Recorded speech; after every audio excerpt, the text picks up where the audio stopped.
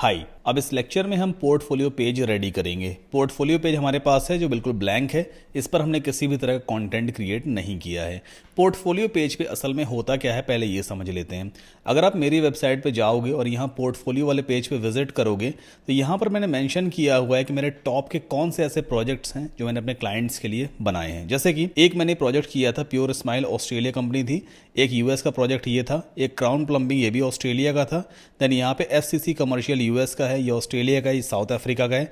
ऐसे मैंने कुछ टॉप के प्रोजेक्ट्स यहाँ पे मेंशन किए हैं। सिर्फ 9 प्रोजेक्ट्स की मैंने यहाँ पे लिस्ट बना रखी है। हम चाहें तो और भी ऐड कर सकते हैं, बट बहुत ज़्यादा ऐड करने से चूंकि वेबसाइट काफ़ी हैवी हो जाएगी तो लोड होने में टाइम लेगी, तो मैंने कुछ टॉप के प्रोजेक्ट्स बस यहाँ पे पुट कर दिए हैं। अब ये बेसिकली एक ऐसा पेज होता है जहां पर आप अपना एक्सपीरियंस दिखाते हो, आपने कौन कौन से प्रोजेक्ट्स पे काम किया है, किस किस क्लाइंट के साथ काम किया है। तो पोर्टफोलियो पेज बेसिकली हमारा पुराना पोर्टफोलियो होता है। अब जैसे इस पेज पे मैंने अपने क्लाइंट्स की वेबसाइट का स्नैपशॉट लेकर के लगा दिए हैं, उनको एज अ पोर्टफोलियो दिखाया है। आप भी इसी तरह का पेज क्रिएट कर सकते हो। कॉन्टेंट बिल्कुल सिंपल रहता है। जैसे यहां से मैं कुछ इमेजेस चलो डाउनलोड कर लेता हूं। जैसे ये वाली इमेज है, एक मैं इसे डाउनलोड करता हूं और दूसरी इमेज ये है, एंड देन इस इमेज को भी हम डाउनलोड कर लेते हैं।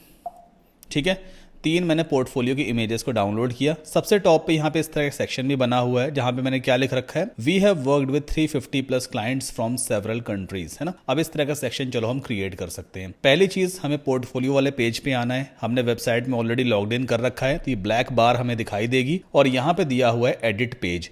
एडिट विद एलिमेंटर क्यों नहीं दिया है? इसलिए नहीं दिया है क्योंकि अभी तक हमने इस पेज को एलिमेंटर की हेल्प से ना तो क्रिएट किया ना एडिट किया है। हमने बस सिंपल पोर्टफोलियो नाम का पेज बना दिया था। तो जब तक आप एलिमेंटर से एक बार इस पेज को एडिट नहीं करोगे तब तक एडिट विद एलिमेंटर नहीं आएगा। तो अभी हम एडिट पेज पे जाते हैं। ये हमारे पास पोर्टफोलियो वाले पेज का बैकएंड ओपन हो गया। राइट हैंड साइड पे एक्स्ट्रा सेटिंग्स में जाना है। यहाँ पे कंटेनर लेआउट फुल विद हो जाएगा, साइड बार में हो जाएगा नो साइड बार, और डिसेबल एलिमेंट्स में बैनर एरिया को डिसेबल कर दिया, अपडेट कर दिया पेज को। अब एडिट विद एलिमेंटर पे क्लिक करते हैं तो वही सेम एलिमेंटर की स्क्रीन हमारे सामने लोड हो जाएगी। अब प्लस पे क्लिक करते हैं, एक फ्लेक्स बॉक्स ले लेते हैं। सबसे पहले मुझे इस टाइप का एक सेक्शन या एक एरिया क्रिएट करना है ना। तो वापस आते हैं और यहां पर मैं एक ये वाला कंटेनर ले लूंगा। इसमें एक बैकग्राउंड कलर भी मैं सेट करूंगा। तो स्टाइल पे चलते हैं और यहाँ पे इस बार मैं ग्रेडियंट कलर का बैकग्राउंड बनाऊंगा, 2 कलर्स का मिक्सचर। हम हमेशा क्लासिक लेते आए हैं ना। अब मैं इस सेक्शन में 2 कलर्स का मिक्सचर लेना चाहता हूं, जैसे हमने बटन के केस में क्रिएट किया था। तो मैं यहाँ पे बैकग्राउंड टाइप में चूज करूंगा ग्रेडियंट, और यहाँ पर देखो 2 कलर्स का ऑप्शन ये मुझे दिखाएगा। तो पहले कलर में मैं ले लूंगा कुछ पिंक टाइप का कलर, है ना, और जो दूसरा वाला कलर है इसमें थोड़ा पर्पल टाइप का कलर ले लेते हैं। ठीक है, ये कुछ सही लग रहा है मुझे। बाकी मतलब जैसे रिक्वायरमेंट होगी उसके हिसाब से हम कर लेंगे बाद में। एंड एंगल थोड़ा इसका चेंज करते हैं। अब ये काफ़ी हद तक मुझे सही लग रहा है। अब यहाँ पर मुझे क्या करना पड़ेगा, सबसे पहली चीज़, आवर पोर्टफोलियो बड़ा सा टेक्स्ट लिखा है, एक हेडिंग मुझे लेनी पड़ेगी। तो हम लेते हैं हेडिंग एलिमेंट और यहाँ पर लिख देते हैं OUR पोर्टफोलियो। सिंपल है।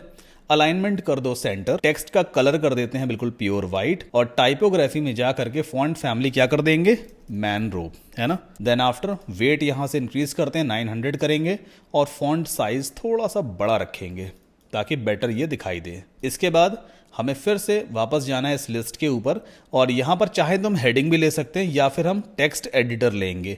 और इसमें मैंने क्या लिखा हुआ है, ये लिखा है, we have worked with 350 plus clients from several countries. यहां से मैं इसे कॉपी करूंगा, वापस आते हैं और इस बॉक्स के अंदर हम उस हेडिंग को पेस्ट कर देंगे। देन स्टाइल पे जाते हैं और सेंटर में आ जाते हैं। इसके बाद टेक्स्ट का कलर फिर से हम यहां इसको थोड़ा वाइट कर देंगे। देन टाइपोग्राफी में आएंगे और यहां पे साइज को पहले इंक्रीज करते हैं, इसे कर देंगे 20 और इसे भी रखेंगे मैनरोब। ठीक है, ये हो गया। वेट 500 कर सकते हो, ये सही लग रहा है। अब ऊपर और नीचे थोड़ा गैप ऐड करना है, तो हम क्या कर सकते हैं, जो आउटर वाला कंटेनर है इसकी टॉप और बॉटम की पैडिंग को इंक्रीज करेंगे। आउटर वाले कंटेनर पे गए एडवांस्ड में, और यहां पर ये है पैडिंग का ऑप्शन। टॉप की पैडिंग इंक्रीज करोगे, थोड़ा गैप बीच में आ जाएगा 40 पिक्सल की, और बॉटम में भी 40 पिक्सल ऐड कर देते हैं। अब हम अपडेट करके अपने पोर्टफोलियो वाले पेज का फ्रंट पेज एक बार चेक कर लेते हैं। सो ये आप देख सकते हो कुछ इस तरह का ये दिखाई देगा। अगली चीज क्या मेंशन्ड है, फिर यहाँ पे मैंने कुछ टेक्स्ट लिखा हुआ है, फिर से एक हेडिंग आ रही है ना। क्या लिखा है, few of our top projects. तो इन सबको मैं एक ही लाइन में लिख दूंगा। अब हम वापस चलते हैं, पहले काम करते हैं। यहाँ पर फिर से एक नया कंटेनर ले लेंगे और इस कंटेनर में इस हेडिंग को यहाँ से कॉपी करते हैं और यहाँ पे मैं ऐसे पेस्ट कर दूंगा। अब चूंकि बैकग्राउंड भी व्हाइट है, फॉन्ट कलर भी व्हाइट है, इसलिए दिख नहीं रहा है। कोई बात नहीं है, हम इस हेडिंग के कलर को चेंज करते हैं। तो हम वापस आ गए स्टाइल पे, टेक्स्ट कलर में जाकर के यहाँ से ऐसे ब्लैक कर देते हैं। अब ये बेटर दिख रहा है। इसके बाद यहाँ पर हम टेक्स्ट को चेंज कर देंगे, few of our top projects, है ना, ऐसा लिख दिया मैंने। और स्टाइल में जाके टाइपोग्राफी में थोड़ा फॉन्ट साइज छोटा कर देते हैं, 40 पिक्सल तक सही रहेगा। इसके बाद वापस आते हैं नीचे, एक नया फ्लेक्स बॉक्स लेते हैं और 3 कॉलम वाला इस बार लेंगे। तो यहाँ पे 2 कॉलम तो ऑलरेडी है, एक और ऐड कर लेते हैं, ऐड न्यू कंटेनर। और तीनों की विड्थ कितनी रहने वाली है, 33.3। एक हो गई, इसको भी कर देंगे हम 33.3 एंड लास्ट वाले को भी क्या रखेंगे हम 33.3। तो तीनों इक्वल विद के हो गए। फर्स्ट वाले में एक इमेज लेनी है मुझे, ये मैंने इमेज ले ली। चूज इमेज पे चलते हैं, अपलोड फाइल्स में। और मुझे लगता है सारी चीज़ें ना मैंने आपको बहुत डिटेल में समझाई, अब तो आपको रट गई होंगी सारी चीज़ें, लेकिन हाँ प्रैक्टिस करना बहुत ज़रूरी है, प्रैक्टिस ज़रूर करते रहिएगा, ठीक है। तो ये हमारे पास पहली इमेज आ गई। ओके, इसके बाद यहाँ पे मैं इस प्रोजेक्ट का नाम लिखना चाहता हूँ। क्या नाम था इसका, नाम है प्योर स्माइल ऑस्ट्रेलिया नाम से है ना। तो मैं यहाँ पे एक बटन रख दूंगा, पहले एक टेक्स्ट लिख देते हैं। चलो ऊपर से ये हेडिंग है ना, इसे कॉपी करते हैं पहले और यहाँ पे पेस्ट करते हैं और यहाँ पे लिख लेते हैं प्योर स्माइल ऑस्ट्रेलिया, ये लिख दिया मैंने, ठीक है। इसके बाद स्टाइल पे चलते हैं और यहाँ पे जो फॉन्ट साइज है ना छोटा करना पड़ेगा, बहुत बड़ा फॉन्ट है ये। और जो फॉन्ट वेट है इसे भी कम करते हैं, 700 सही है। फॉन्ट साइज थोड़ा और छोटा, 20 पिक्सल सही है। अगली चीज, जो हमने बटन होम पेज पे क्रिएट कर रखा है ना, ये हमारा होम पेज बटन है, सेम ऐसा ही बटन मुझे यहाँ पर भी चाहिए इसके जस्ट नीचे, ताकि मैं प्योर स्माइल वाले वेबसाइट को उस बटन से लिंक करवा सकूं। अब कैसे वो बटन लाएंगे, एक तरीका तो ये है भाई, स्टार्टिंग से बटन एलिमेंट लो यहाँ पे, है ना, और फिर सारी सेटिंग वेटिंग करो। दूसरा तरीका क्या है, एडिट विद एलिमेंटर पे क्लिक करना, जो हमारा होम पेज है उसकी एडिटिंग स्क्रीन ओपन करना और यहाँ पे बटन दिया है ना, इसको राइट क्लिक करके कॉपी कर लो, वापस आओ पोर्टफोलियो वाले पेज पर, यहाँ पे लाके बस पेस्ट कर दो।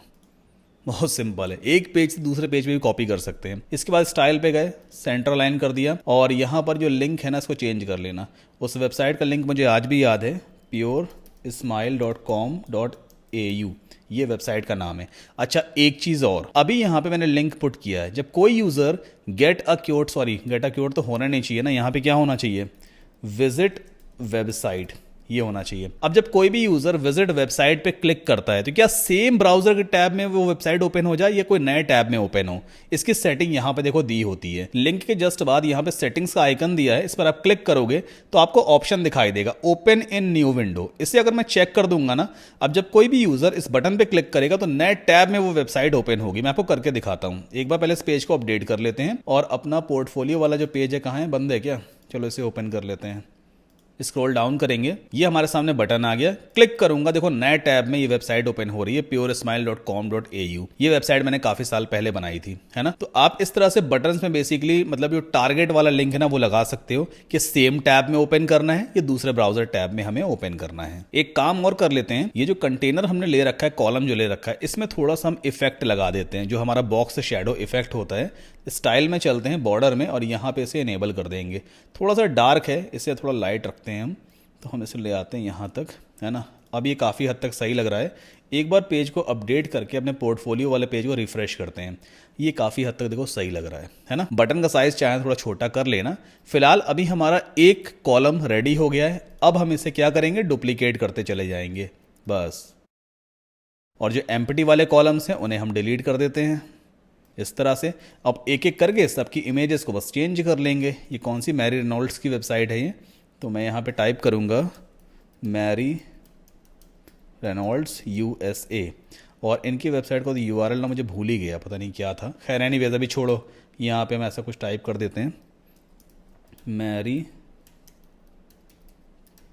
मुझे यहाँ तक याद है थॉमसन था, thomson.com, देखते हैं शायद यही साइट है क्या, मैरी रेनॉल्ड्स थॉम, जितना मुझे याद आ रहा है शायद यही डोमेन नेम था पूरा। ये एक राइटर थी, हाँ देखो यही डोमेन नेम था। अभी साइट पे पता नहीं क्या इन्होंने चेंजेस वगैरह कर दिए हैं, but she was a writer, ये एक राइटर थी, इन्होंने लिखा था सब कुछ। ये है मैरी, है ना। तो इनकी साइट मैंने काफ़ी साल पहले बनाई थी। चलो अब अगली वेबसाइट जो है इसे भी चेंज करते हैं फटाफट। ये है क्राउन प्लम्बिंग एक्सपर्ट्स करके शायद इसका नाम था। साइज़ हमें फुल ही रखना है और यहाँ पर नाम चेंज करते हैं। ये भी ऑस्ट्रेलिया की साइट है, क्राउन प्लम्बिंग एक्सपर्ट्स। बाकी यहाँ पे लिंक वगैरह बटन में ज़रूर चेंज कर लेना अपने हिसाब से। फिलहाल एक काम करते हैं, पेज को अपडेट करते हैं। अच्छा, एक चीज़ और है, इनके बीच में गैप भी आना चाहिए, हर एक कॉलम के बीच में गैप आना चाहिए। तो वो कैसे आएगा? जो आउटर कंटेनर है इसकी सेटिंग में चलते हैं और यहाँ पर गैप वाला ऑप्शन दिया होता है, इसमें आप 20 टाइप कर दोगे तो अपने आप हर एक कॉलम के बीच में 20 गैप आ जाएगा। ये कॉलम्स के लिए, रोज़ के लिए है। अपडेट कर दिया, अपने फ्रंट पेज को रिफ्रेश कर लिया। सिंपल है, देखो है ना। एनिमेशन अपने हिसाब से आप लगा लेना, आपको मालूम है एनिमेशन कैसे लगाते हैं। देखो यहाँ पे मैंने पोर्टफोलियो वाला पेज इस तरह से रेडी किया है। अब एक और रो अगर क्रिएट करनी है तो बड़ा सिंपल सा तरीका है, आप सिंपली इस वाले कंटेनर को ही पूरा का पूरा डुप्लीकेट कर देना।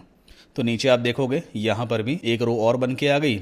अब कोई और इमेज लगानी हो तो एडिट कर लेना उस इमेज को जाके, उसका लिंक लगा देना। तो बहुत सिंपल है पोर्टफोलियो वगैरह भी क्रिएट करना, बट पोर्टफोलियो पेज आपकी वेबसाइट पे रेडी होना चाहिए। अच्छा, अब सवाल ये उठता है कि जब आप एक नया नया मार्केट में उतरोगे ना, मतलब आपको अभी कोई एक्सपीरियंस नहीं है, किसी भी क्लाइंट के साथ आपने अभी तक काम किया नहीं है, तो भाई पोर्टफोलियो पेज के लिए आपके पास कॉन्टेंट नहीं है, आप क्या दिखाओगे? स्टार्टिंग में जब एज अ फ्रेशर आप मार्केट में उतरते हो ना, थोड़ा सा चैलेंजिंग जरूर रहता है कि हमारे पास कोई रियल क्लाइंट का पोर्टफोलियो नहीं है।